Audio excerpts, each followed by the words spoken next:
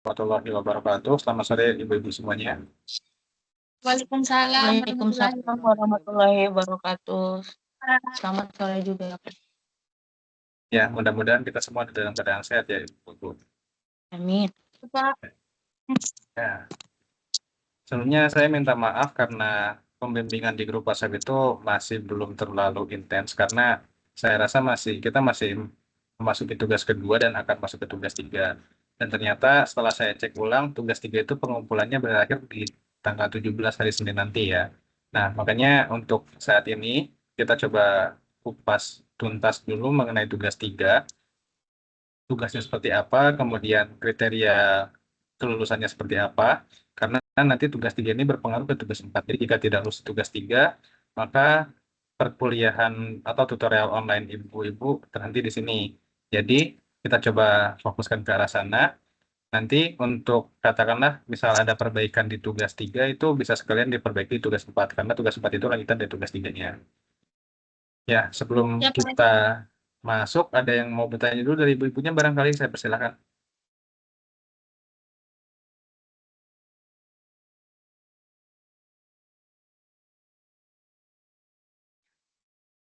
Ini Pak Asep. Baik, jika belum ada pertanyaan, kita coba masuk dulu ke aturan atau apa ya, ranah pengertian tugas 3. Ini sebentar saya coba.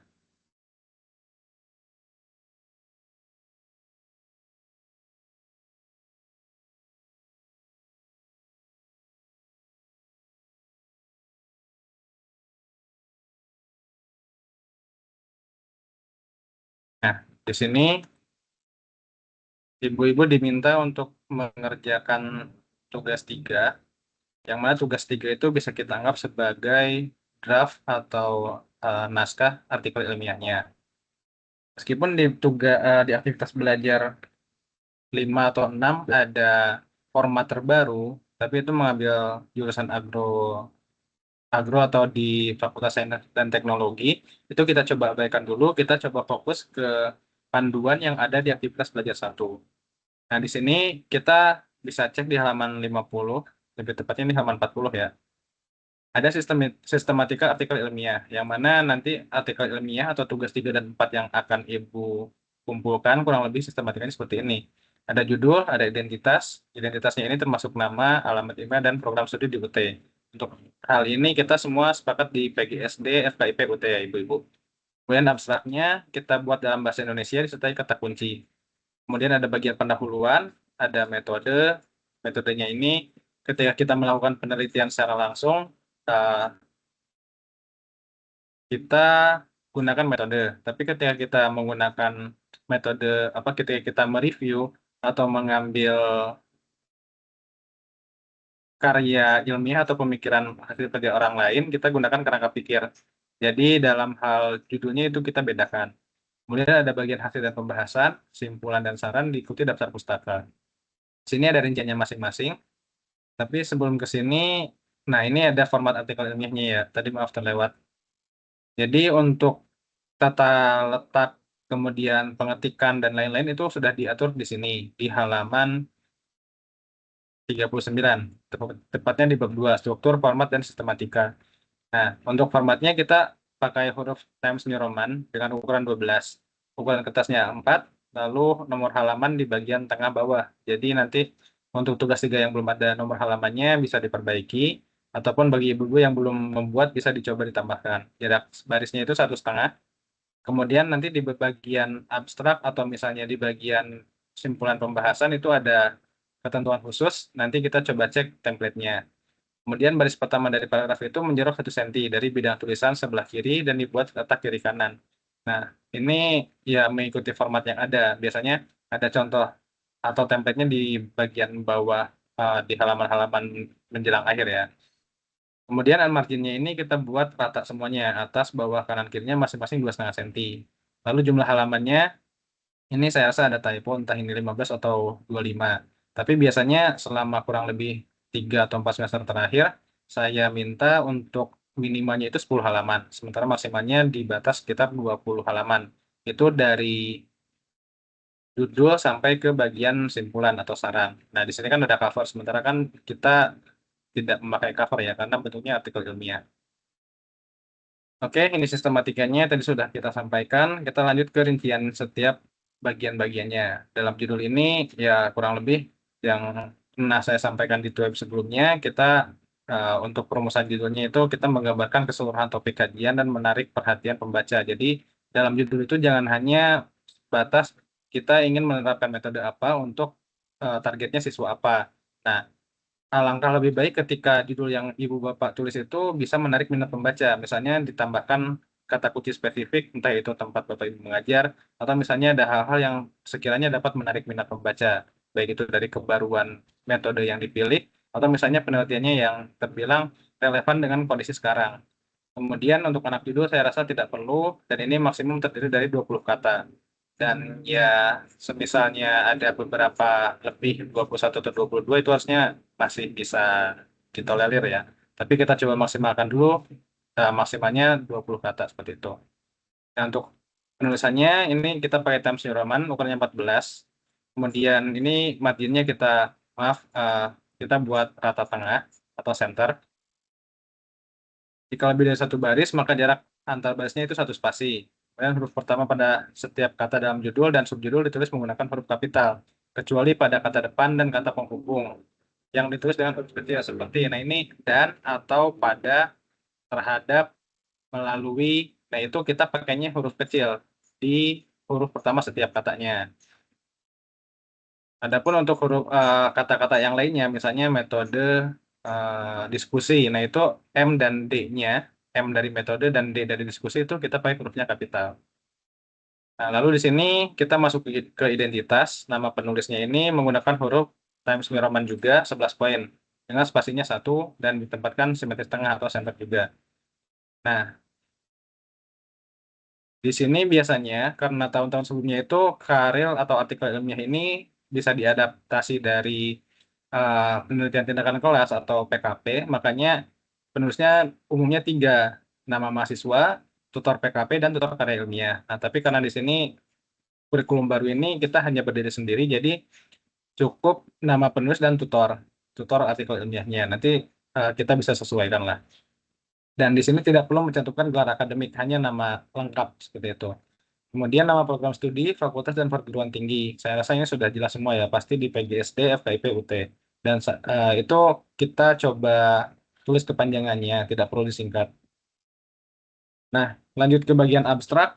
Ini pernyataan singkat, jelas, dan akurat tentang isi artikel ilmiah. Secara nggak langsung ini adalah rangkuman dari keseluruhan artikel yang Ibu Bapak tulis. Ada bagian pendahuluannya, misalnya itu di kalimat pertama. Ada juga bagian latar belakangnya, ada bagian permasalahannya. Dan itu biasanya kita buat per kalimat. Katakanlah tadi latar belakang di kalimat pertama, kemudian permasalahan di kalimat kedua. Lalu ada rumusan masalah bisa di kalimat kedua. Kemudian ada solusinya di kalimat ketiga. Dilanjut metode, ada juga hasil yang didapatkan seperti apa, dan di akhir simpulan. Biasanya kalimat terakhir itu berisi simpulan dari penelitian yang telah Ibu Bapak kerjakan. Tapi simpulannya kita buat dalam 1 atau 2 kalimat seperti itu. Yang pasti simpulan yang disampaikan di abstrak itu menjawab permasalahan yang ada di bagian awal abstrak. Misalnya di kalimat kedua atau kalimat ketiga. Nah, ini kita buat dalam satu paragraf, umumnya 150 hingga 200 kata. Jadi nanti ketika Ibu mengumpulkan tugas 3 dan lanjut ke tugas 4, saya minta dikumpulkan dalam bentuk Word.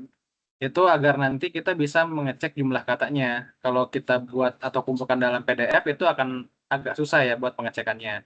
Nah, itu salah satu alasan kenapa saya minta dikumpulkan dalam bentuk Word. Lalu ini kita tulis dalam bahasa Indonesia. Sejauh ini kita coba bahasa Indonesia dulu. Kalau misalnya nanti ternyata ada kesempatan ibu ini artikel ilmiahnya layak diajukan ke jurnal internasional, maka kita coba buat abstraknya yang dalam bahasa Inggris. Dan penulisannya masih sama, Times New Roman, ukurannya 11. Dan ini kita buat italik dan jaraknya 1 spasi. Nah, di bagian bawahnya itu ada kata kunci atau keywordnya. Ini kita anggap kata-kata atau apa ya, poin penting yang atau bisa poin yang bisa menarik perhatian pembaca yang ada di dalam artikel yang kita tulis. Dan bisa juga kata kunci ini merupakan alat yang digunakan untuk pencarian karya ilmiah yang ditulis. Jadi ya kebaruannya itu apa yang dapat menarik pembaca itu bagian mananya. Nah, kata kunci ini tidak harus satu kata. Dia bisa berupa frasa juga nggak masalah ya. Misalnya kita katakanlah metode diskusi. Nah, itu bisa dibilang satu kata kunci meskipun terdiri dari dua kata seperti itu. Kemudian jumlahnya itu 3 sampai 5 kata kunci dan ini kita urutkan berdasarkan abjad. Saya rasa untuk beberapa penulisan abstrak dan kata kunci cukup jelas ya. Nanti kita coba cek juga satu atau dua artikel ilmiah yang sebelumnya pernah terbit. Lalu bagian pendahuluan ini ya ada latar belakangnya, ada pertimbangannya, kemudian permasalahan yang dipilih itu apa, perumusan masalahnya, kemudian ada tujuan, manfaat, dan fokus tulisan. Ini biasanya tidak semua kita sampaikan, yang pasti tujuannya itu kita cantumkan di sana. Manfaatnya bisa juga, tapi sejauh ini kalau semester sebelumnya, karena kebanyakan mengambil dari laporan PKP, maka manfaatnya itu cukup luas ya. Misalnya manfaat bagi penulis apa, bagi sekolah apa, bagi UT apa. Nah ini biasanya saya skip, nggak perlu masukkan.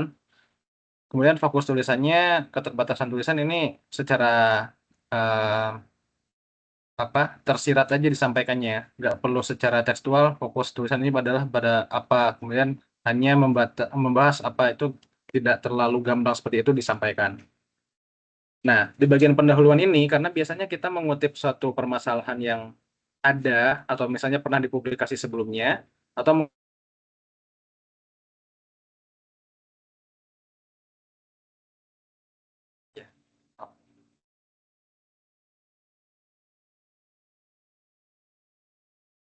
oke, kita coba lanjut. Di bagian pendahuluan ini, misalnya kita juga mengutip satu pernyataan atau solusi yang dipilih, yang beberapa alternatif solusi yang Ibu Bapak pilih, itu kita biasanya memiliki sumber referensinya. Katakanlah solusi A, B, C, D itu didapat dari penelitiannya siapa, atau misalnya dari jurnalnya siapa. Makanya di sini kita sudah mulai mengutip, yang mana mengutip ini saya rasa Bapak Ibu sudah mengerjakan di tugas 2 ya, seperti itu. Nah, kemudian ya nantinya kutipan yang ada di pendahuluan ini sumbernya kita simpan di daftar pustaka juga.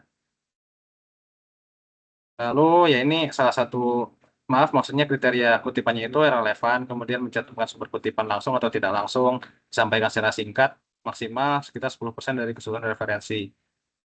Sebetulnya eh, ya ada beberapa narasi yang kita sampaikan berdasarkan bahasa kita sendiri, tapi tidak menutup kemungkinan narasi yang kita sampaikan itu terinspirasi dari referensi tertentu atau dari kutipan yang didapat atau yang ibu temukan pada referensi tertentu. Nah, kemudian ini bagian metode atau kerangka pikirnya untuk ibu-ibu yang melaksanakan penelitian, baik itu di kelas atau di luar kelas, biasanya kebanyakan penelitian tindakan kelas ya. Metodenya ini em, metode ini digunakan jika artikel ilmiah bersumber dari hasil penelitian yang telah dilakukan ibu-ibu. Kemudian menjelaskan pendekatan, metodenya, tekniknya, lalu prosedurnya. Berikut instrumen yang digunakan dalam pengumpulan, pengolahan, penafsiran, atau analisis data, disertai dengan penjelasan alasannya. Biasanya untuk metode ini kebanyakan menggunakan metode penelitian tindakan kelas. Jadi nantinya ada siklus 1, prasiklus atau siklus 2 dan seterusnya. Itu terbilang umum ya. Nah, adapun kalau misalnya ibu-ibu menggunakan kerangka pikir, ketika ibu-ibu menggunakan um, karya ilmiah yang bersumber dari pemikiran dan kajian pustaka, pendapat ahli atau sumber lainnya. Jadi bisa dibilang hanya merangkum dari beberapa referensi, kemudian ibu mengambil apa katakanlah garis besarnya seperti apa atau benang merahnya seperti apa. Nah, ini isinya lumayan juga memuat penjelasan atau gambaran tentang teori, konsep, dan informasi lain yang bersumber dari hasil bacaan dan sumber lain yang terikat dengan topik dan digunakan sebagai kerangka pikir dan atau sumber rujukan dalam membedah, menganalisis, dan menafsirkan permasalahan dan atau solusinya. Semisal Bapak Ibu menemui permasalahan di kelas itu adalah terkait motivasi belajar siswa yang kurang di era digital. Misalnya siswa itu lebih sering bermain HP dibanding belajar seperti itu. Nah, tanpa melakukan penelitian secara langsung, kita pun bisa mengambil beberapa penelitian yang sudah dilakukan peneliti sebelumnya. Atau misalnya ada suatu buku yang membahas tentang itu, pengaruh HP dalam pembelajaran di era digital. Nah, kita bisa mengambil beberapa masalah atau bahkan solusinya dari referensi tersebut.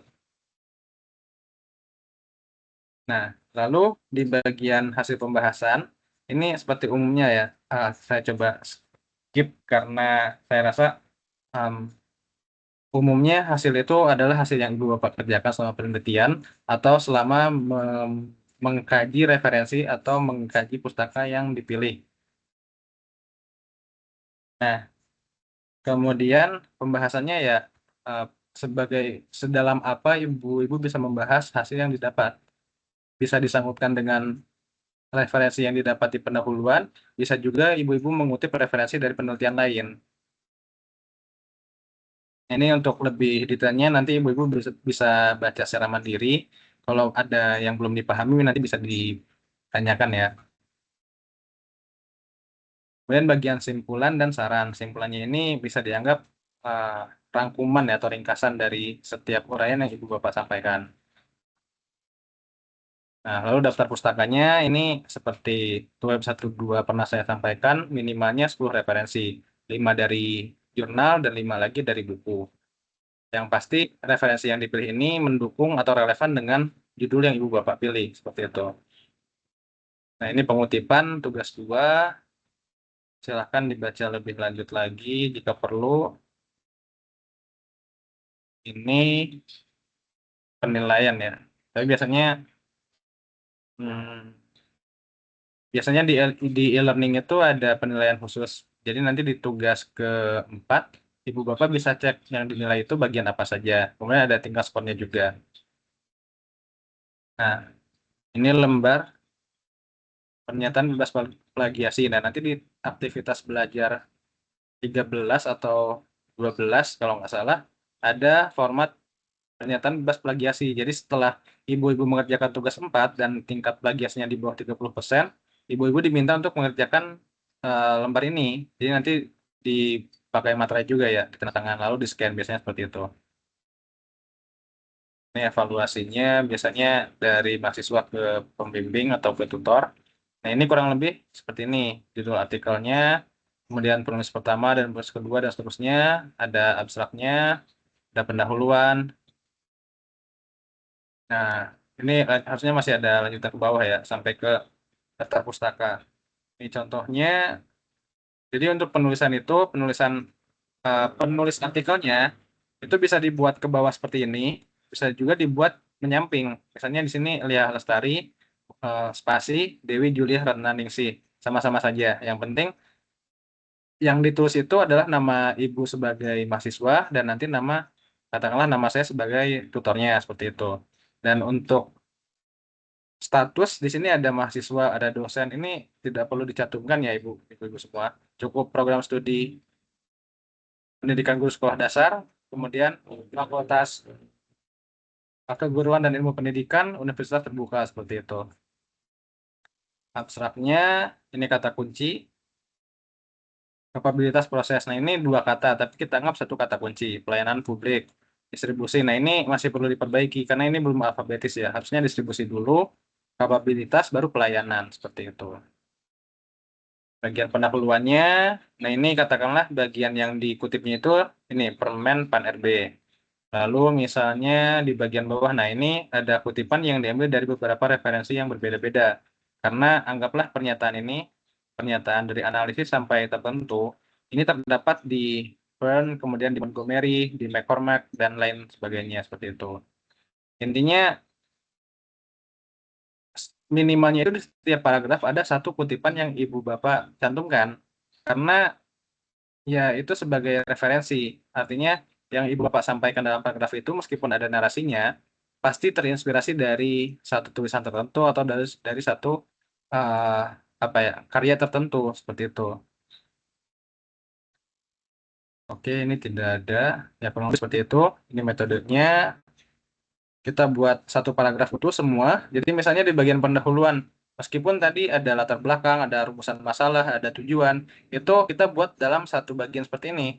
Tidak kita buat subbab, karena kadang ada beberapa yang mungkin masih agak sedikit kesulitan dengan atau belum familiar dengan format karya ilmiah atau artikel ilmiah, jadi tetap dicantumkan misalnya pendahuluan, lalu satu A misalnya latar belakang, B-nya eh, rumusan masalah, C tujuan. Nah itu kita nggak buat format seperti itu.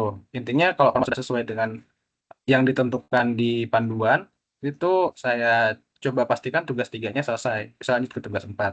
Tapi kalau formatnya masih belum sesuai, sampai nanti katakanlah tanggal 17 atau mungkin ada perpanjangan pengumpulan, ya mau nggak mau ya itu tadi.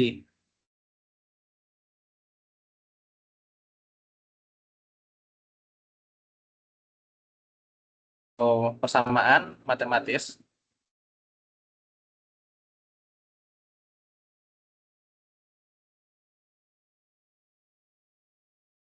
Ini untuk rumus atau persamaan matematis, biasanya beberapa penulis jarang mencantumkan referensinya. Ini kita bisa cantumkan juga misalnya, katakanlah tandai satu, satu ini sebagai sumbernya dari referensi yang mana. Atau istilahnya catatan kaki ya. Tapi lebih baik lagi kalau misalnya kita cantumkan, misalnya rumus ini ditemui di buku apa, tahun terbitnya berapa, seperti itu. Biasanya yang mengerjakan penelitian tindakan kelas, yang ada menghitung rata-rata atau ya persamaan-persamaan matematis lain, harusnya ada. Jadi ketika ibu memakai rumus itu, rumusnya ibu dapat dari buku apa. Seperti itu sudah cukup sih. Nah ini juga keterangannya rumus kedua. Lalu misalnya, apa lagi? Ini rumus ketiga, keempat, dan seterusnya. Tapi karena kita di PGSD, saya rasa rumus yang dipakai itu nggak sebanyak ini ya. Mungkin sebatas satu atau dua begitu. Nah, lalu nah, ini bagian hasil dari pembahasan. Nah, ini yang saya soroti. Biasanya dari data yang Ibu sampaikan itu tidak semuanya dalam bentuk teks atau dalam bentuk narasi. Bisa dalam bentuk gambar, bisa juga dalam bentuk tabel atau misalnya diagram. Nah, untuk penamaan tabel kita simpan di atas. Misalnya tabel satu judulnya apa, lalu diikuti tabelnya. Nah, sementara untuk gambar dan diagram, kita buat diagramnya dulu, atau kita cantumkan diagram dan gambarnya dulu, baru kita tulis keterangannya. Gambar satu, lalu judulnya apa, seperti itu. Nah, nanti setiap data yang Ibu sampaikan, misalnya tabel satu atau diagram satu, gambar satu, itu dirujuk juga di bagian pembahasannya. Misalnya seperti ini, gambar 2 menunjukkan plot peluang normal persepsi konsumen pada bulan Oktober. Nah, gambar 2-nya ada di bawah, misalnya di sini. Nah, jadi gambar yang Ibu cantumkan itu bukan hanya sekedar gambar pelengkap atau pemanis artikelnya, tapi data pendukung. Misalnya Ibu mencantumkan grafik kelulusan siswa atau kelulusan peserta didik pada prasiklus, siklus 1 dan siklus 2. Nanti Ibu bisa bahas misalnya berdasarkan grafik satu bisa apa ada sekitar 50% siswa yang belum tuntas pada prasiklus seperti itu. Itu alasannya kenapa seperti itu. Kemudian yaitu yang agak sering saya koreksi bagian penulisan judul tabel dan judul gambar. Kemudian saya coba koreksi di bagian kepenulisannya juga. Misalnya penulisan yang sering eh, ada miss apa ya, yang ada sering kesalahan itu misalnya penulisan di sebagai imbuhan dan sebagai petunjuk kata depan. Ketika di statusnya sebagai imbuhan, diikuti kata kerja itu tanpa spasi. Tapi kalau diikuti keterangan tempat atau kata benda, tempat, waktu, atau misalnya posisi, itu pakai spasi seperti ini. Di MMP Graha Tiasa. Kan MMP Graha Tiasa ini tempat, maka di-nya pakai spasi. Kalau misalnya sifatnya sebagai eh, kalimat pasif, sebentar. Nah, ini ditingkatkan. Ditingkatkan itu kan awalnya meningkatkan. Meningkatkan itu kalimat aktifnya, kita ubah jadi pasif, ditingkatkan. Nah, maka dinya ini nggak pakai spasi. Nanti di tugas 3 dan tugas 4 yang paling banyak saya koleksi di bagian itu, bagian kepenulisannya. Nah, lalu penulisan koma pun berpengaruh. Kadang ada beberapa ibu yang menggunakan, katakanlah Microsoft Word-nya versi apa Amerika atau Inggris, maka penulisan koma itu pakai titik. Nah, sementara kan kita dalam hal ini masih dalam taraf bahasa Indonesia, maka yang titiknya ini kita ubah ke koma seperti itu. Lalu misalnya penulisan apa ya? em,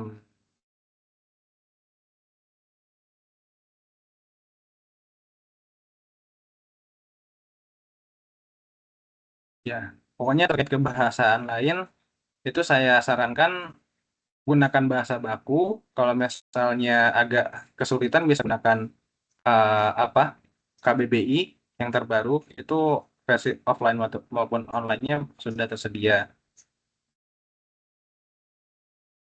Lalu misalnya, nah ketika ibu-ibu menyampaikan beberapa pernyataan, misalnya seperti ini ya, ditunjukkan oleh nilai PP dan PPK. Ini kan hanya dua data, PP dan PPK. Tapi kalau misalnya ada tiga data, PP, PPK, dan PPM misal seperti itu. Agak sulit ya. Misal seperti ini. Saya contohkannya begini. Kalau misalnya ibu-ibu mencantumkan dua data, katakanlah sebentar.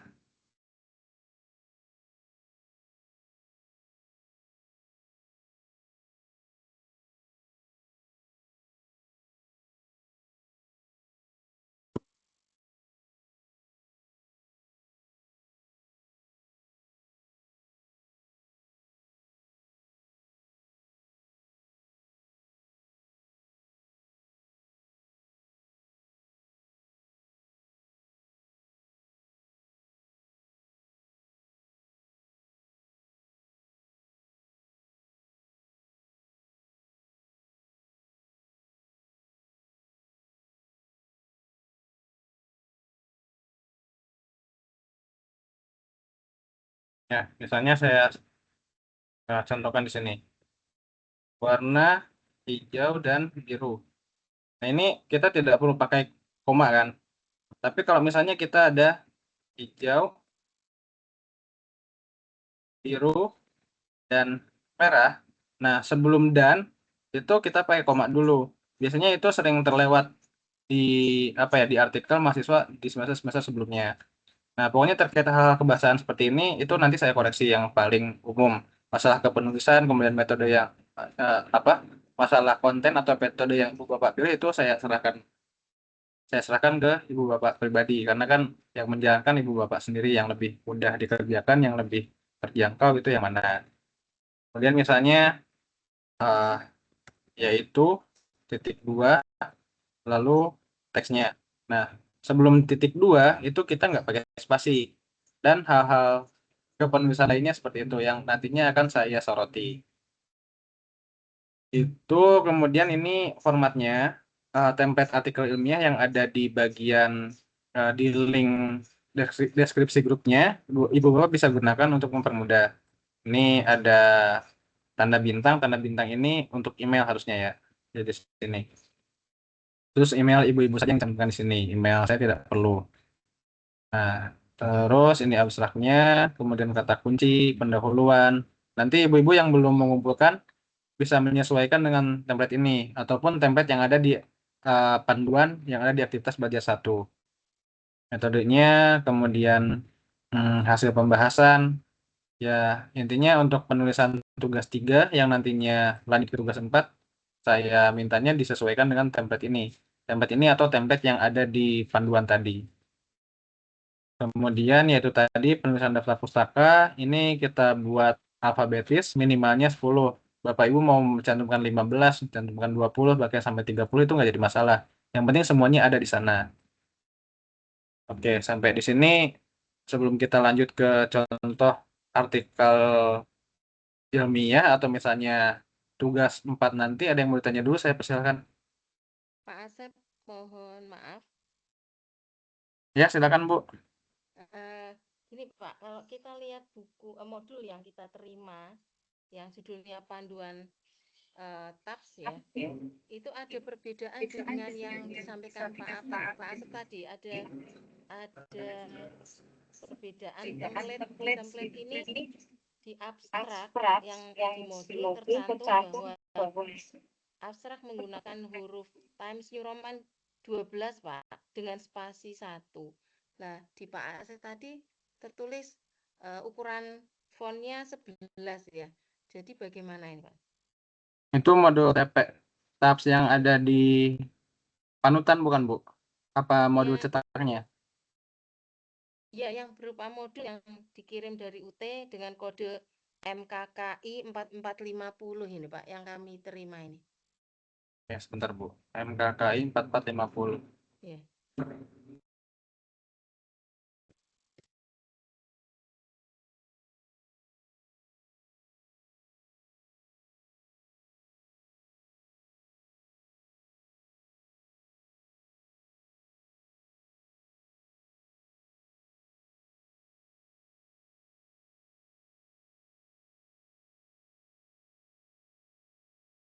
Perbedaannya hanya di bagian ukuran huruf abstrak apa ada yang lainnya, Bu? Sebentar, kemarin apa ya?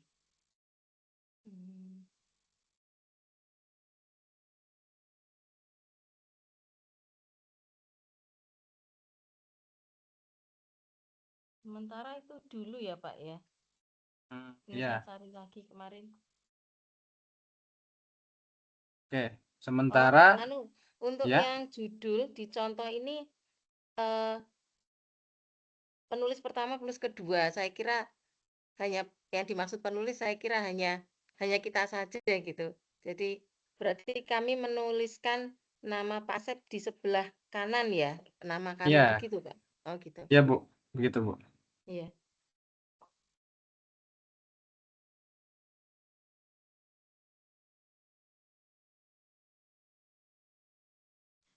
Mohon izin bertanya, Pak. Untuk Ya, penulisan silakan Bu. ditaruh sebelah mana ya? Saya itu masih kebingungan, Pak. Penulisan apanya Bu?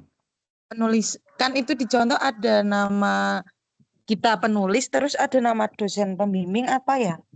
Itu Oh iya. gimananya, Pak? Oke, Kayaknya kemarin baik Bu. malas kasih gitu. Ini yang pertama untuk abstrak tadi karena ada modul terbaru MKKI tadi ya Bu Iya. Trias.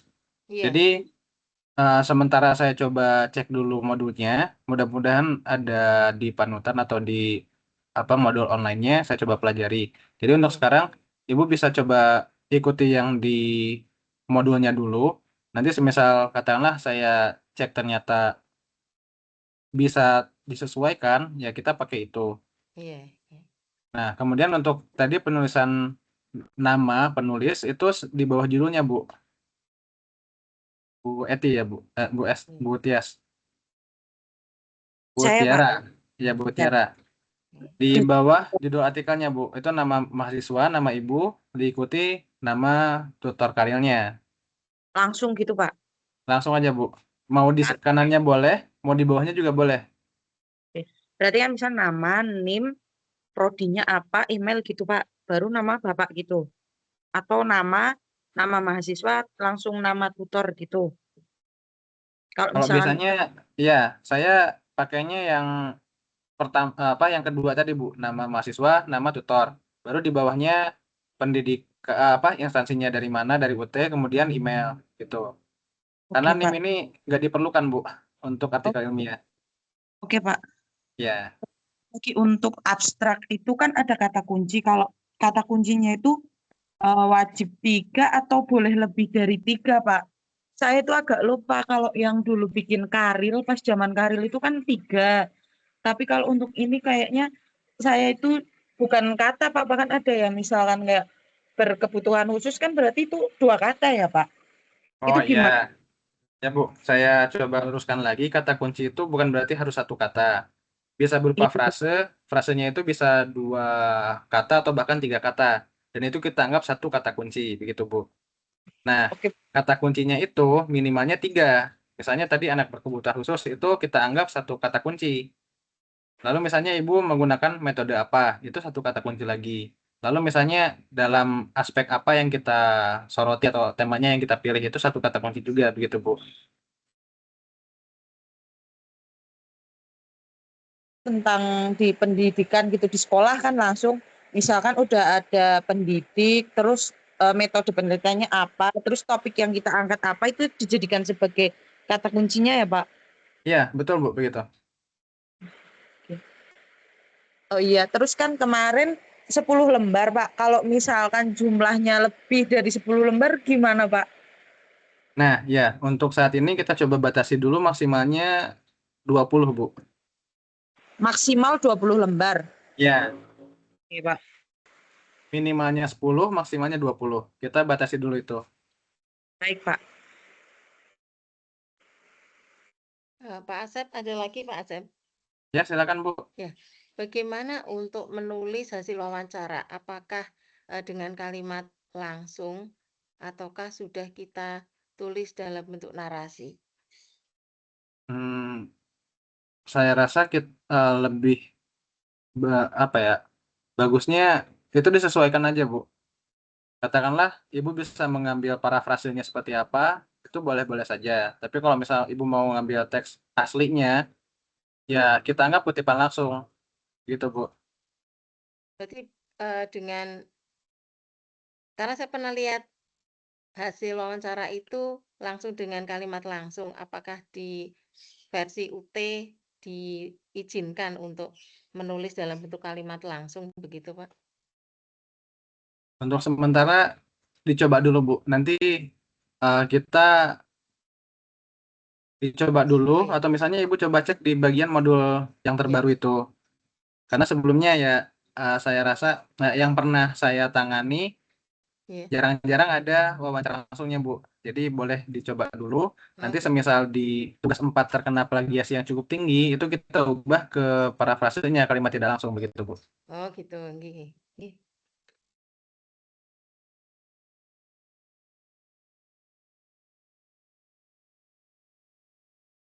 Ya, barangkali ada pertanyaan lain sebelum kita lanjut.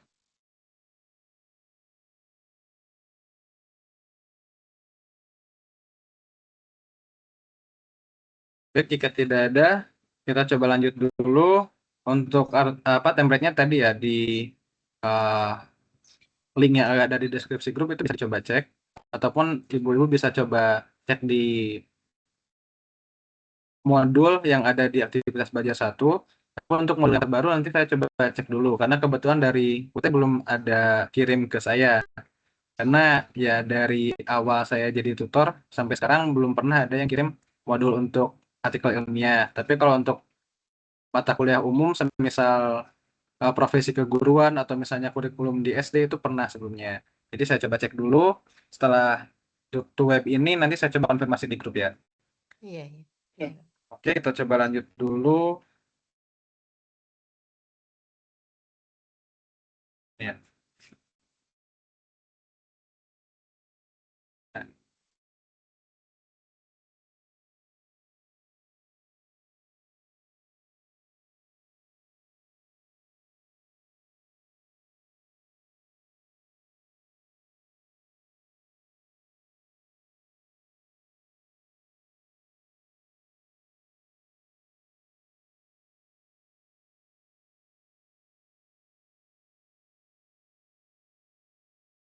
Nah, bagi ibu-ibu yang nantinya di tugas keempat sudah sampai tugas 4, biasanya saya coba koreksi untuk um, perbaikan atau penurunan tingkat plagiasinya. Biasanya saya coba komentari di profilnya. Misal ini di halaman 2 ada katakanlah, nah bagian ini. Ini cukup katakanlah bagian berwarna. Oh ya, sebelum ke arah sana saya coba jelaskan dulu. Nanti di tugas keempat, ibu-ibu mengumpulkan artikel ilmiahnya, tugas 3 yang sudah diperbaiki, itu ke aktivitas belajar 11. Di sana akan ada pengujian tingkat plagiasi secara otomatis oleh sistem. Nah, untuk waktunya itu relatif tergantung kondisinya ya, Bu. Biasanya ketika sistemnya nggak terlalu sibuk, bisa 1 jam, 2 jam sudah muncul hasilnya. Tapi begitu sibuk ya kadang 24 jam, bahkan sampai 2 hari itu kadang belum keluar. Nah, makanya itu saya harap ya sekitar sepekan atau 10 hari sebelum batas akhir pengerjaan, ibu-ibu sudah mencoba menuntaskan karya ilmiahnya. Karena ketika kita coba tunda-tunda sampai di akhir, biasanya sistemnya penuh, sibuk, jadi hasil akhirnya pun terlambat keluar. Nah, ini nantinya ibu-ibu misalnya setelah mengerjakan tugas 3 atau tugas 4, akan ada hasil uji plagiasi seperti ini. Ini bagian-bagian yang diberi warna, yang diblok, kemudian ada angkanya. ini bagian yang terindikasi plagiasi atau sama dengan referensi yang ada di database. Nah, katakanlah untuk warna ini misalnya warna ungu dari awal sampai ujung sini, itu berarti katakanlah bagian itu yang terindikasi sama atau terindikasi plagiatnya. Lalu ada angka keterangan 15. 15 ini artinya bagian ini dia terdapat kesamaan pada referensi nomor 15, urut ke-15. Ini 23 berarti nanti nomor urut ke-23. 31 juga yaitu tadi. Nanti di bagian akhir biasanya ada urutannya. Nah, ini 31, 28, 1, 16, 21 seperti itu. Nah, ini bagian-bagian yang terindikasi plagiat atau ada kesamaan dengan referensi yang di database. Nah, kemudian ini bersih seperti ini, bukan berarti dia itu bebas plagiasi. Bisa jadi ada beberapa kecurangan yang dilakukan. Normalnya ya seperti ini, setiap bagian itu ada warnanya, tapi tidak warnanya itu jarang-jarang, nggak ngumpul. Misalnya nih ya, yang bagian 4 ngumpul dari awal sampai akhir itu cukup cukup berat lah kesamaannya. Nah, terus misalnya di bagian sini, nah ini kan kita bisa anggap satu kalimat full ya. Yang sebelumnya tidak mampu menjadi mampu dan yang sebelumnya tidak mahir menjadi mahir. Ini kita anggap satu kalimat, makanya bagian kalimat ini perlu kita ubah parafrase seperti itu. Nah, kita coba lewati dulu. Ini ada juga 2, 1. Nah, tapi nggak menutup kemungkinan setelah Ibu melakukan parafrase nanti, di satu paragraf full misalnya itu nggak ada yang terkena plagiasi, itu masih bisa juga. Oke, nah ini tadi yang saya bilang ya, untuk rata-rata atau untuk rumus kita gunakan referensi juga. Kita cantumkan sumber referensinya dari mana. Rumus 2 juga seperti itu. Hasil pembahasan. Oke, nah ini tabel kita simpan di atas judulnya. Kemudian untuk gambar kita simpan judulnya atau keterangannya di bagian bawah.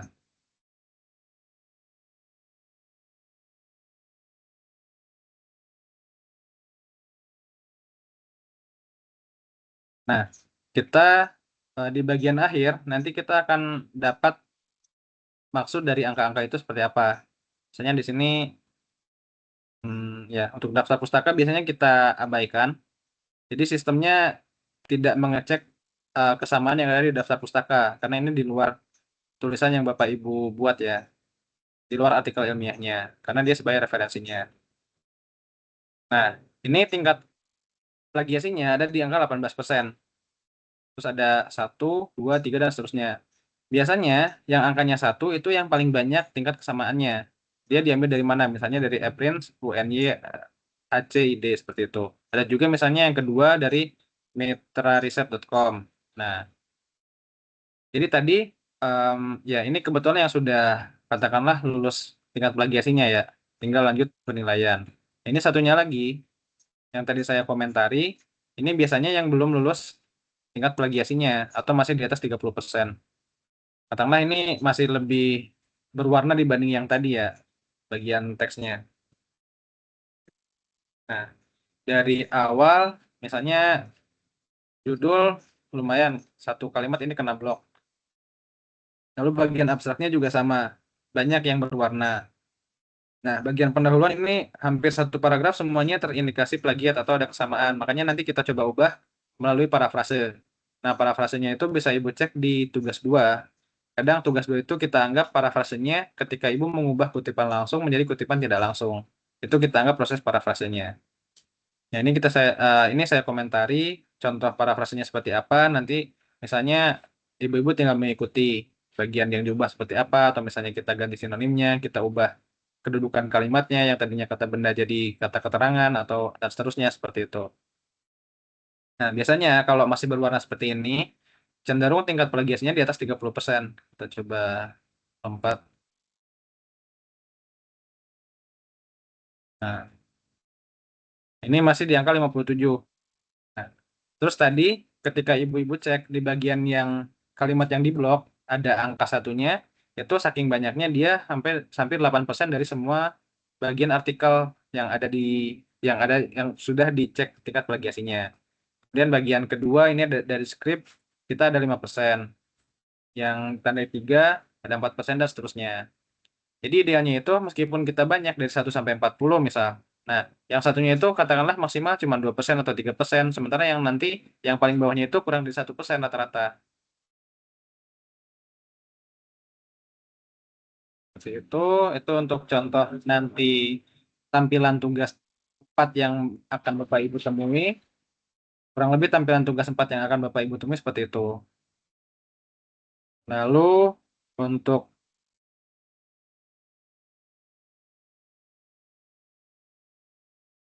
ya selebihnya nanti kita bahas di web keempat ya, mengenai perbaikan-perbaikan tugas 4 yang nantinya yang nantinya Ibu-ibu kerjakan. Nah, untuk sekarang saya rasa bagi ibu-ibu yang sudah mengumpulkan tugas 3, nanti saya coba periksa setelah web, saya coba koreksi bagian mana yang perlu diperbaiki, lalu saya kirim ulang filenya. Adapun yang sudah mengumpulkan dalam bentuk PDF, saya minta nanti japri ke WA saya, terus saya minta kirim dalam bentuk Word-nya. Kalau nggak salah sudah ada 3 orang tadi yang mengumpul. Kurang lebih seperti itu. Kita coba lanjut dulu sebelum ke sesi tanya jawab. Nah, ini ada beberapa kecurangan yang pernah dilakukan mahasiswa sebelumnya untuk menurunkan tingkat plagiasi.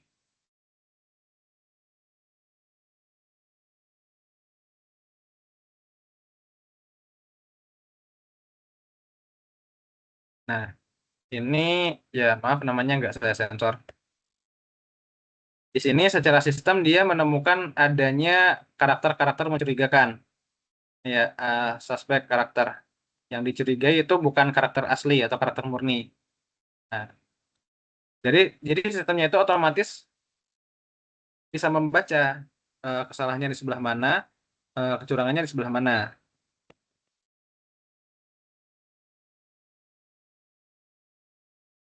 Juga, nah, ketika kita coba cek bagian teksnya, ternyata ada disisipkan satu huruf I di sini. Misalnya matematika I itu, I sendiri I adalah, dan hal-hal kayak seperti ini yang nantinya bisa menurunkan tingkat plagiasi karena secara tulisan, secara tata bahasa itu salah ya. Sendiri itu tidak perlu ada I-nya, terus adalah nggak perlu ada I-nya dan lain-lain. Intinya I-nya ini dibuat warna putih seolah menyatu dengan kertasnya, kemudian disisipkan di setiap kata, dan hal-hal seperti ini langsung terdeteksi oleh sistem ketika ibu-ibu mengupload di tugas keempat. Jadinya nanti saya harapkan ketika tingkat plagiasinya itu masih di atas, katakanlah di atas 30%, ya kita coba parafrase tanpa harus melakukan kecurangan seperti ini. Kadang ketika ibu-ibu coba tanya ke teman yang di satu pokdir atau satu sinergi di tempat kuliah lah yang sama-sama satu daerah, ada juga orang yang menawarkan jasa menurunkan tingkat plagiasi. Dan ya saya nggak menyebutkan semua jasa tingkat plagiasi itu curang, tapi kebanyakan hasilnya seperti ini. Jadi mereka menyisipkan satu karakter tanpa melakukan parafrase. Jadi teksnya masih sama teks seperti sebelumnya, tapi ketika dicek tingkat plagiasi, ternyata turun drastis seperti itu. Kecurangannya seperti ini, diselipkan satu huruf, dan itu diubah warnanya. Jadi seolah-olah menyatu dengan kertasnya, padahal ada satu sisipan seperti itu. Nah, ini salah satu alasan kenapa saya minta dikumpul dalam bentuk Word. Jadi ketika saya coba cek, ini ada kecurangan juga. Ibu-ibu bisa cek di sini ada satu garis tipis penelitian setelah A dan N ini ada satu garis tipis. Ini satu karakter yang disisipkan juga. Nah, jadi nanti saya coba cek di bagian file Word-nya, ya file dokumen ini ya, file doc-nya yang nanti bisa saya coba cek di Word-nya. Ini untuk menanggulangi atau menghindari kecurigaan atau kecurangan seperti ini. Intinya ketika tingkat plagiasinya masih di atas 30%, kita coba parafrase seperti itu Ibu-ibu. Nah, ini lanjutan yang tadi ya, ada Nah, bagian nah ini disisipkan satu huruf, misalnya huruf L.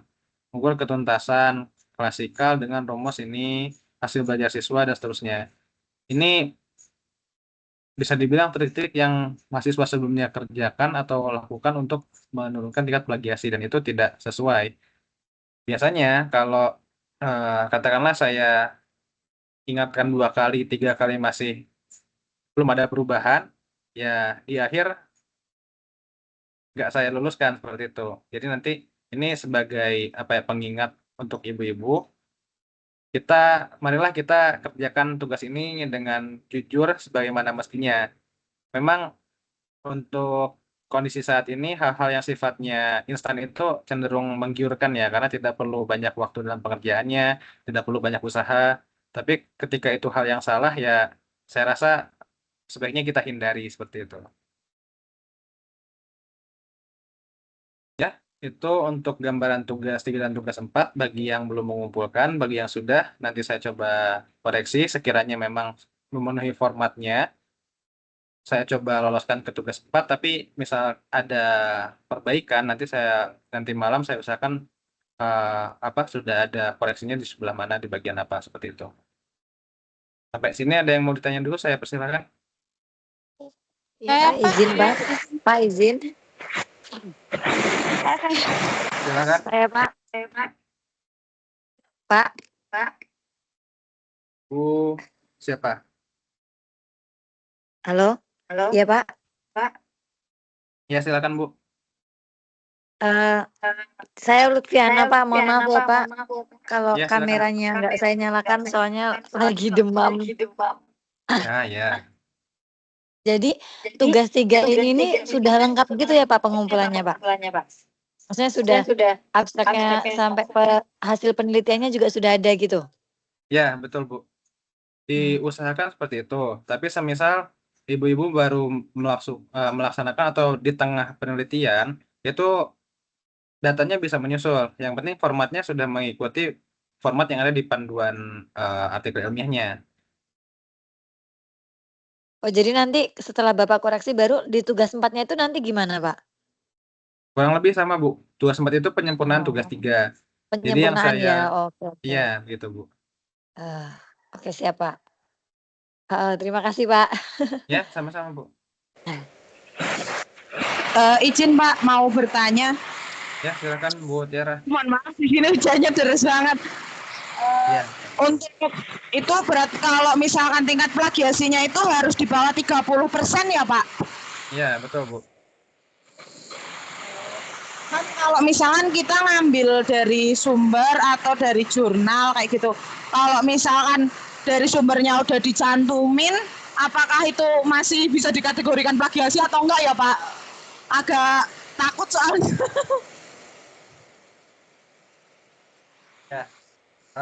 Ya itu Bu, sebetulnya harusnya ketika kita mencantumkan sumber itu kita dianggap mengutip. Nah, tapi karena sistem yang memeriksa, alangkah lebih baik nanti kita buat kutipannya itu kutipan tidak langsung, atau kita lakukan parafrase, sehingga kesamaannya otomatis bakalan berkurang. Kalau kita hanya menggunakan kutipan langsung, otomatis ya kutipan langsung yang mana itu hanya copy paste dari sumber aslinya. Dari segi akademis itu secara manusiawi mungkin masih bisa dimaklumi ya Bu, karena kita mencantumkan sumbernya, tapi secara sistem itu kurang begitu baik Bu. Lebih baik kita gunakan kutipan tidak langsungnya, kita parafrase sendiri seperti itu. Berarti kalau misalkan kita mengumpulkan tugas 3, kalau misalkan belum sempurna, nggak apa-apa ya Pak ya? Nggak harus bentuk file udah jadi kan? Untuk kontennya nggak harus sempurna, nggak apa-apa Bu. Yang penting formatnya mengikuti ketentuan. Katakanlah, misalnya Ibu sudah ada kutipan untuk pendahuluan. Nah, misalnya di pendahuluan itu ada 10 referensi yang diambil, yang dikutip. Selama semuanya itu ada di daftar pustaka dan proses pengutipannya sesuai, lalu misalnya katakanlah datanya belum ada nih, tapi Ibu bisa mencantumkan misalnya gambar 1 nantinya data yang akan disampaikan, atau misalnya tabel 1 data yang akan diperoleh seperti apa, meskipun masih kosong-kosong ya, katakanlah seperti itu. Oke Pak. Oke, Pak, saya tahu. Mikirnya saya itu harus sudah kayak tugas sempurna, harus itu jadinya dari kemarin itu belum jadi. Nah, ya. Ya, lebih ke tugas 3 ini lebih ke format penulisannya. Jadi nanti untuk kontennya atau untuk isinya itu bisa dilengkapi di tugas 4, Bu. Baik, Pak. Baik, Pak. Terima kasih. Nanti Ya, kalau misalkan sama-sama, saya Bu. masih bingung, saya tanyakan di grup saja. Ya, boleh, Bu. Izin nanya, Silakan. Pak. Silakan, Bu Cici. Ini untuk mengenai yang siklus 1 dan siklus 2 itu apakah harus menggunakan tabel itu, Pak? Apa diagram gitu ya? Kalau saran saya untuk mengurangi tingkat kesamaan atau tingkat plagiasi, Ibu bisa buat dalam bentuk diagram, Bu. Itu ya katakanlah bisa lebih kreatif juga kan ya, Bu. Nah, terus biasanya untuk alur kegiatan PTK itu kan ada, misalnya Ibu ambil di modul apa, itu ada skema atau sistematikanya kan ya, Bu. Misalnya siklus 1 kegiatannya katakanlah persiapan, kemudian ada pelaksanaan, ada evaluasi dan lain-lain. Itu saya rasa seharusnya dicantumkan sumber referensinya. Oh, gitu ya, Pak. Ya, ya. Ya, biasanya kan di modul PTK itu ada keterangannya ya. Iya, Pak. Ada. Ya. Nah, seperti itu, Bu. Cantumkan itu misalnya didapat dari buku apa, tahun berapa, seperti itu cukup, Bu. Ya, makasih ya, Pak. Ya, sama-sama, Bu. Izin Pak Asep bertanya lagi. Ya, silakan, Bu. Ini jadi was-was yang hasil apa tugas 3 yang sudah saya kumpulkan itu ingin tahu segera, kemudian supaya nanti di tugas 4-nya kita tidak terlalu banyak revisi gitu loh, Pak. Caranya bagaimana, Pak Asep? Nah, ya. Untuk sementara, sebentar, Bu. Untuk sementara, ya yang sudah dikumpul itu saya anggap, ya yang saya soroti itu cuma di bagian kepenulisannya. Semisal nanti ada kurang katakanlah nama penulis nama penulis kedua atau nama tutornya belum dimasukkan, itu nggak jadi masalah, bisa di tugas keempat. Atau misalnya ada typo yang salah ketik nggak sesuai KBBI, itu nanti bisa di tugas keempat. Yang penting formatnya sudah sesuai format penulisan artikel ilmiah, itu saya anggap cukup aman, Bu. Jadi bisa diloloskan ke tugas keempat seperti itu. Khawatirnya kalau ternyata di tugas keempat itu Pak, sistem membaca plagiasi masih tinggi gitu loh, Pak. Oh ya, Bisa misalnya tugas 3 diberi gambaran sudah dicek, oh plagiasinya ternyata masih gini, jadi kita bisa segera membuat parafrase bagaimana Pak Asep misalnya dari tugas 3? ya. Sebetulnya kalau sebelum-sebelumnya memang pernah ada mahasiswa yang uji plagiasi sendiri, Bu, untuk tugas 3-nya. Dan itu kurang saya rekomendasikan karena khawatirnya ketika tugas 3-nya katakanlah diuji plagiasinya, nanti ketika menguji plagiasi untuk tugas 4 dia terkena self plagiat. Artinya dia terindikasi memplagiasi karyanya yang sebelumnya yang di tugas 3 itu. Oh gitu. Jadi 100% kesamaannya seperti itu, khawatirnya seperti Oh itu. gitu. Nah, Iya, iya. jadi katakanlah yang penting tugas 3 itu Ibu-ibu tidak ada perubahan dalam hal judul, dalam hal misalnya tema yang dipilih, topiknya apa, kemudian metodenya yang dipilih seperti apa. Lalu misalnya apa ya, subjek dan objek penelitiannya tidak diubah, lalu katakanlah metode pembelajarannya tidak diubah, itu harusnya aman. Jadi nanti kita tinggal parafrase bagian-bagian yang misalnya terkena plagiasinya. Seperti itu, Bu. Oh iya, iya. Iya, iya Pak Asep. Sip. Nah, misalnya nanti ketika Bapak Ibu mengumpulkan tugas 4, di bagian tugas 3 itu ada katakanlah satu paragraf yang tidak begitu relevan disampaikan ke artikel ilmiahnya. Tapi itu katakanlah sebagai pelengkap. Nah, ternyata paragraf itu yang terkena plagiasi paling tinggi. Itu kita hapus nggak jadi masalah. Oh. Yang penting apa ya? Yang penting hal itu bukan referensi utama yang kita pilih, begitu, Bu. Iya. Iya Pak Asep.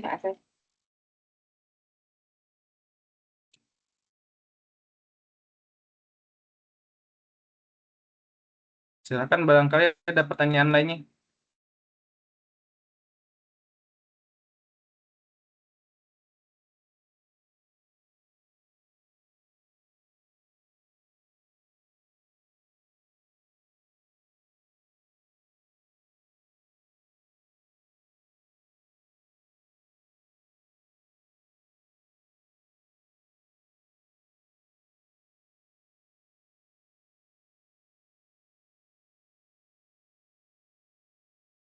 Ini saya sambil coba baca tugas tiganya Bu Tria, saya rasa di bagian format hampir 80% sudah sesuai, Bu.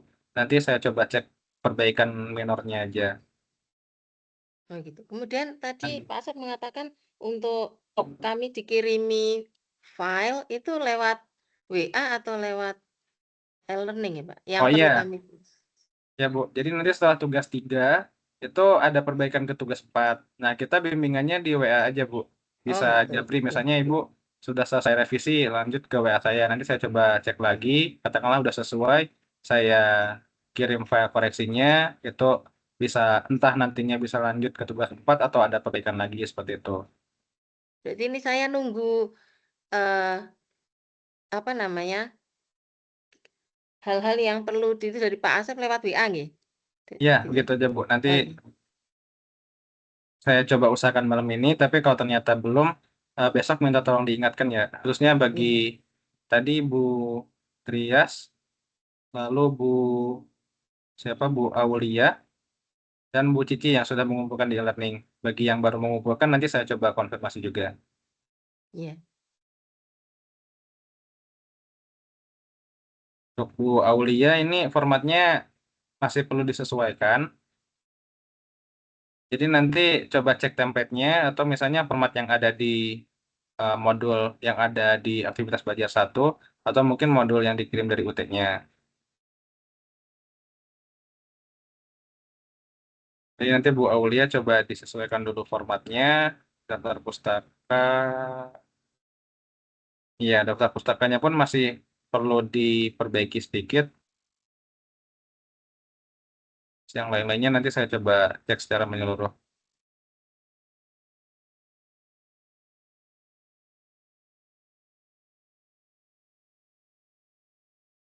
Bu Cici ini sudah hampir, tapi tadi Bu masih ada, katakanlah di mana ya, di judulnya itu masih kapital semua, nanti diperbaiki.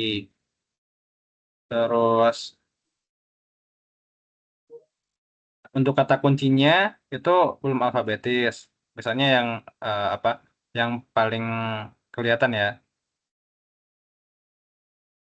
Lalu di bagian pendahuluan latar belakang itu tidak perlu dibuat apa bab atau subbabnya, langsung langsung pendahuluan. Misalnya latar belakangnya Ibu cantumkan dalam satu paragraf, tidak perlu dibuat latar belakang masalah, kemudian nanti ada subjudul lagi, misalnya rumusan masalah, tidak perlu dibuat seperti itu, Bu. Yang pustaka, kajian pustakanya tidak perlu, bisa lanjut ke metode. Bab 2 itu, oh iya, jadi tidak perlu dibuat bab ya Bu. Jadi si kajian pustakanya ini kalau memang mendukung apa ya, dasar teori dari judul yang Ibu pilih ini bisa dicantumkan di pendahuluan, tapi tidak semua yang betul-betul relevan. Lanjut ke metode, lanjut ke mana tadi? Alat bahan kan bukan. Lanjut ke hasil pembahasan.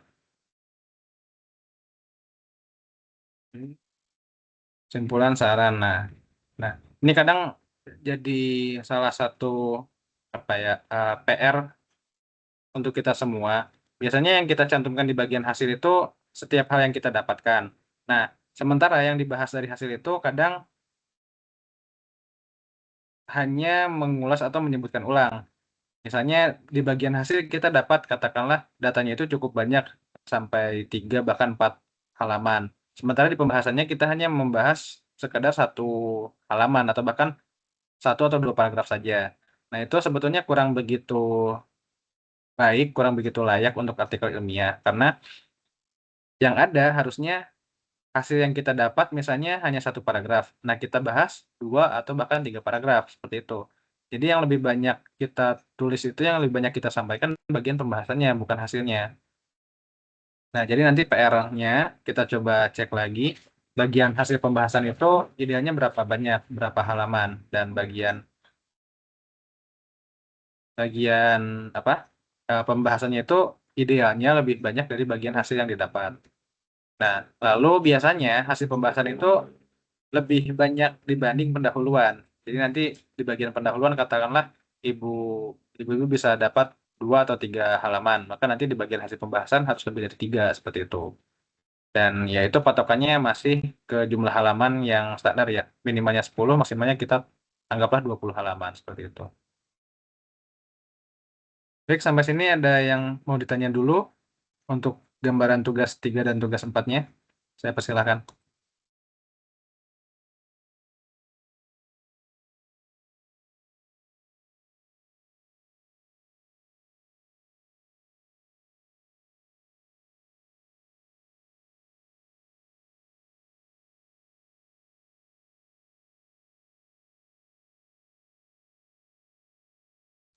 Untuk ini Pak Asep, tadi tugas 3 yang sudah diperbaiki, itu kemudian nanti masuknya di-upload lagi sebagai tugas 3 atau menjadi tugas 4, Pak? Oh iya, eh, sebisa mungkin saya coba koreksi secepatnya. Jadi nanti ibu-ibu bisa mengumpulkan ke tugas 3 yang ada di e-learning, Bu. Nanti Ya, diupload dikumpulkannya ulang. sebagai oh gitu, Ya, upload ulang ke e-learningnya, Bu. iya. Sebagai tugas 3 ya, Pak? Ya, di aktivitas belajar 8, tugas 3-nya. Iya.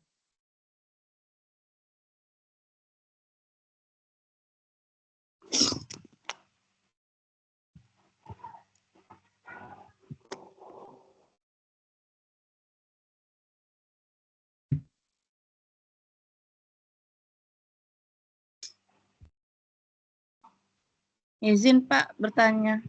Ya, silakan, Bu. Ini Pak terkait dengan judul saya itu kan strategi meningkatkan literasi membaca. Jadi penelitiannya, jenis penelitiannya berarti PTK Pak ya?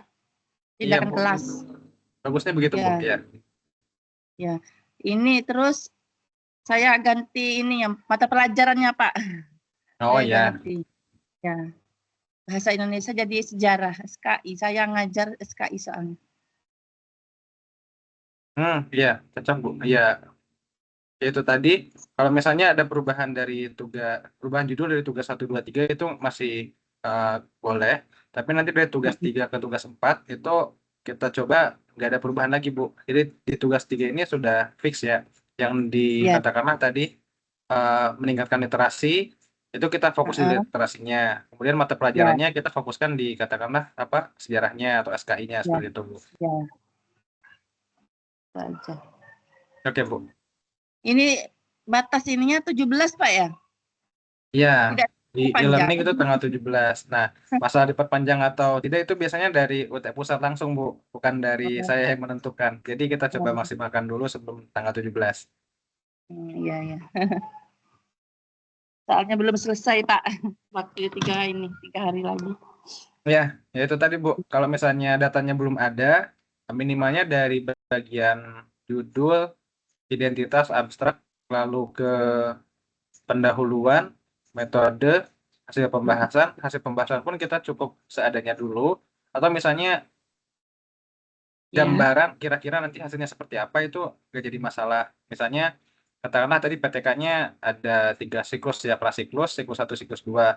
Misalnya di siklus 1 kita perkirakan yang tuntas itu berapa, yang siklus 2-nya yang tuntas berapa, seperti itu. Tidak perlu data aslinya. Nanti untuk data realnya kita bisa masukkan di tugas 4 gitu, Bu. terus abstraknya itu Pak, abstrak itu kan 1 lembar, terus pendahuluannya digabung gitu ya? Apa lain Ya, lembaran? kalau itu gabung aja, Bu. Misalnya dari judul, identitas, lalu abstrak, masih ada setengah halaman. Pendahuluannya Iya, langsung di bawah abstrak aja. betul ya, iya. Oke Pak, terima kasih. Ya, sama-sama, Bu.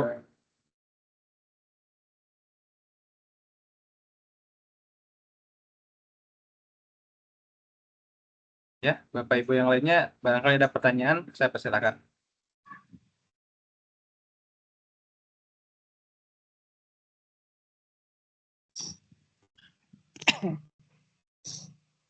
Jika dirasa cukup, mungkin untuk tab ketiga kita cukupkan dulu. Tapi kalau masih ada pertanyaan, saya coba persilakan.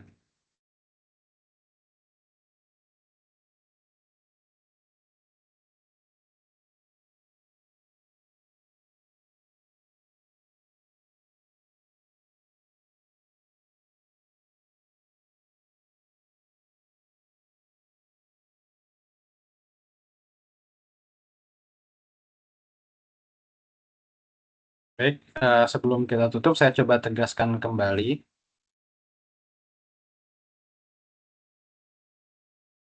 Ya, karena sejauh ini saya belum coba cek modul terbaru yang MKKI untuk semester ini. Jadi saya masih coba acuannya ke modul yang ada di aktivitas belajar 1. Jadi untuk artikel ilmiahnya, yang penting format yang Ibu buat itu sesuai dengan ini. Katakanlah judulnya itu seperti apa, posisinya di tengah. Lalu ada identitasnya, nama Ibu, diikuti nama tutor karir. Lalu ini bisa menyamping, bisa juga ke bawah. Misalnya di atas nama Ibu, di bawahnya nama tutor karir. Itu nggak jadi masalah. Kemudian di sini em, tempatnya ya, misalnya PGSD, FKIP, UT tanpa disingkat. Lalu terakhir ada email Ibu. Nah, untuk email saya sarankan Ibu pakai email e-kampus yang diberi dari UT. Nanti Ibu coba konfirmasi dulu ke Pokjannya atau ke Salutnya, itu bisa didapat atau bisa diperoleh atau gimana. Semisal bisa itu lebih bagus, tapi kalau ternyata prosesnya sulit ya pakai email pribadi pun nggak menjadi masalah. Yang pasti email itu yang dipakai Ibu untuk login ke e-learning. Nah, lalu abstraknya tadi menyesuaikan, masih menyesuaikan bagi ibu-ibu yang masih dalam proses penelitian yang belum tuntas, itu abstraknya bisa disesuaikan. Misalnya cukup di bagian pendahuluan sampai ke metode yang dipilih. Untuk hasil dan simpulan dan lain-lainnya itu bisa menyusul. Kata kuncinya juga, ini minimalnya 3, maksimalnya kita coba 5 dulu. Lalu diikuti pendahuluan. Nah, bagian ini pendahuluannya kita gabung semua, mulai dari latar belakang, perumusan masalah, kemudian tujuan, manfaat, dan lain-lain. Ini kita buat dalam satu bagian, tapi beda paragraf. Jadi kita cukup tidak dibuat lagi bab atau subbab. Tidak perlu ada khusus misalnya bagian tentang latar belakangnya seperti apa, lalu bagian bawahnya subbab tentang rumusan masalah, tidak perlu kayak gitu. Kita buat satu bagian utuh. Lalu lanjut ke metodenya, ini metode yang Ibu pakai, apakah itu sifatnya kegiatan penelitian atau studi literatur seperti itu. Nah, bagian hasil pembahasan ini kita coba yang sudah selesai penelitiannya bisa langsung dimasukkan, yang masih proses penelitian atau masih proses uh, mendapatkan data itu nanti bisa disesuaikan dulu.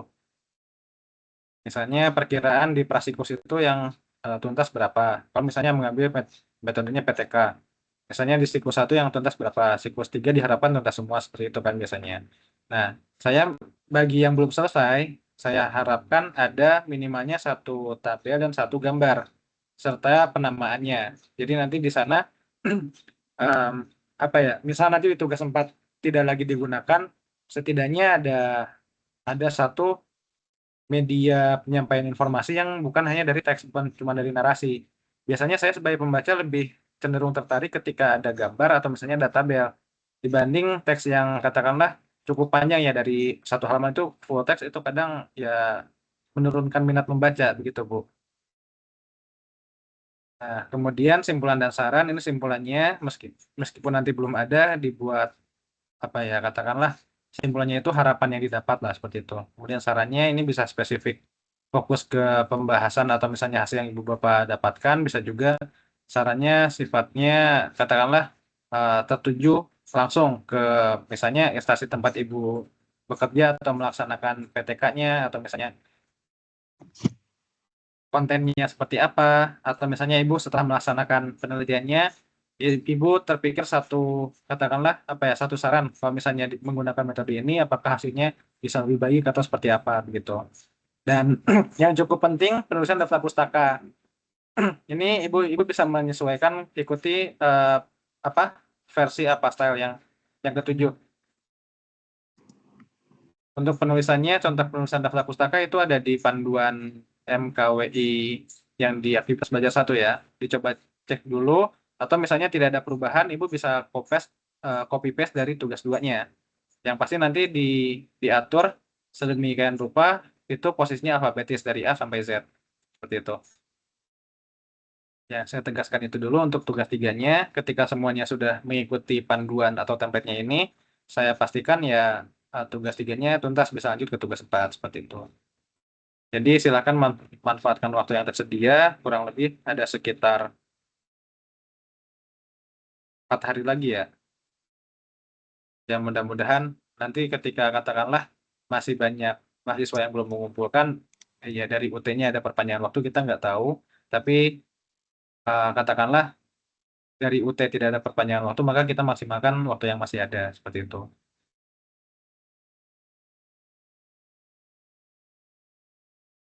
Ya, sekian yang bisa saya sampaikan untuk tuweb ketiga kali ini. Nanti di tuweb keempat kita akan coba bahas draft karya ilmiah, lebih tepatnya tugas 3 atau mungkin tugas 4 yang sudah ibu-ibu kerjakan seperti itu. Ya, untuk terakhirnya saya coba beri kesempatan bagi ibu-ibu yang ingin bertanya. Silakan. Ya. Tugas 3 itu berarti adanya dulu Pak ya.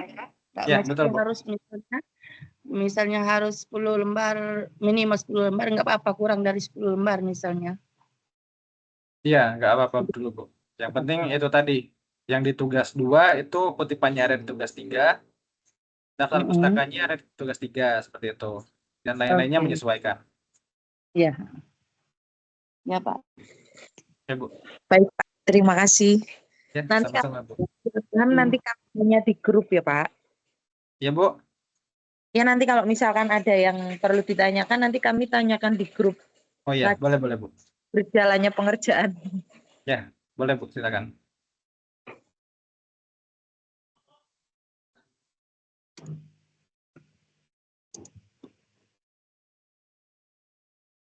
Ya, saya rasa untuk tuweb 3 kita cukupkan dulu ya ibu-ibu semua, karena sudah cukup sore dan kita pun ya perlu istirahat juga ya ibu-ibu. Jadi Ya, untuk yang itu, absennya berapa ya? ya Bu. Ada absennya Pak. Oh ya, Iya. untuk Ada tuweb 3 nanti saya coba inputkan manual aja Bu. Jadi nggak perlu mengisi di e-learning. Oke. Masih ya Ya, Pak. Pak, untuk Ya. diabsenkan oleh Bapak, Pak. Karena kalau lewat di e-learning itu kayaknya susah nyari bagian yang buat absen itu nggak ketemu. Jadi lebih Ya, aja, Pak. ya Bu. Boleh. Nanti saya coba inputkan ya yang hadir di sini. Di Iya. Microsoft Teams-nya sudah ada. Kecuali ini ada nama yang agak asing. Nama akunnya Asus VivoBook ini. Belum tahu siapa namanya. Yang lain insya Allah sudah sesuai. Baik, Pak. Terima kasih. Ya, sama-sama Bu. Saya sampaikan juga terima kasih bagi ibu-ibu yang memprioritaskan hadir di tengah kesibukannya, di tengah waktu istirahatnya. Ya, kita masih ada satu tuweb keempat, kemudian pengerjaan artikel ilmiah masih panjang hingga nanti tugas keempat dan uji plagiasinya, kemudian penilaian di bagian akhir. Yaitu tadi sekarang sudah lumayan ada SKS-nya, jadi kita coba maksimalkan sebaik mungkin. Jaga kesehatan untuk ibu-ibu semua, tetap semangat, karena ya bisa dibilang ini pintu gerbang kelulusan ibu-ibu di S1 PGSD. Tetap semangat, mohon kerjasamanya ibu-ibu semuanya. Nah, terima kasih banyak Pak Asep. Terima kasih banyak Pak. Ya, sama-sama Ibu. Baik, saya coba tutup. Terima kasih banyak. Ya, saya mohon maaf kalau misalnya ada hal-hal yang kurang berkenan. Nanti kita ketemu lagi di tuweb keempat. Bimbingannya nanti di WhatsApp aja ya Ibu semua. Ya, saya coba tutup dulu. Terima kasih. Selamat sore untuk Ibu semuanya. Assalamualaikum warahmatullahi wabarakatuh. Waalaikumsalam warahmatullahi wabarakatuh. Ya Pak. Ya, silakan Ibu.